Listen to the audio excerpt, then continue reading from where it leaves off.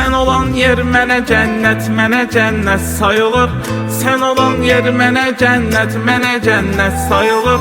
Özgəyə baxma canım, baxma xəyanət sayılır. Özgəyə baxma canım, baxma xəyanət sayılır.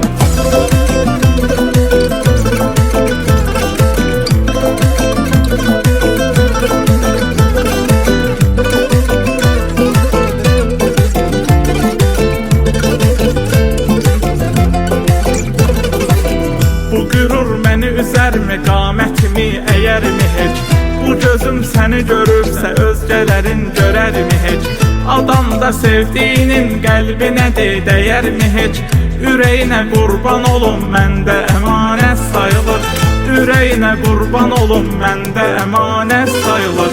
Sen olan yer mənə cənnət sayılır. Sen olan yer mənə cənnət sayılır. Özgəyə baxma canım, baxma xəyanət sayılır. Özgəyə baxma canım, baxma xəyanət sayılır. Sen olan yer mənə cənnət sayılır. Sen olan yer mənə cənnət sayılır. Özgəyə baxma canım, baxma xəyanət sayılır. Özgəyə baxma canım, baxma xəyanət sayılır.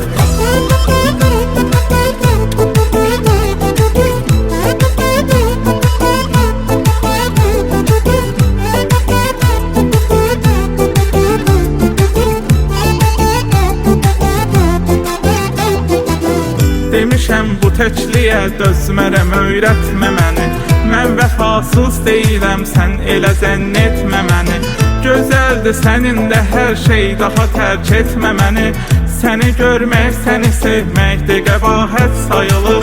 Səni görmək, səni sevmək də qəbahət sayılır.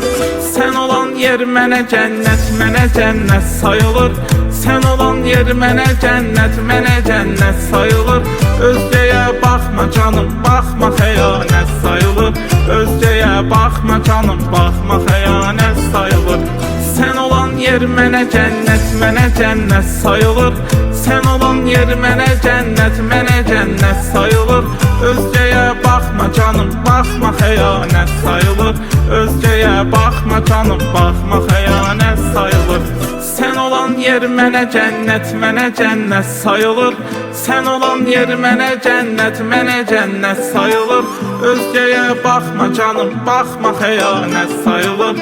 Özgəyə baxma canım, baxma xəyanət sayılır. Sen olan yer mənə cənnət sayılır. Sen olan yer mənə cənnət sayılır. Özgəyə baxma canım, baxma xəyanət sayılır. Özgəyə baxma canım, baxma xəyanət sayılır.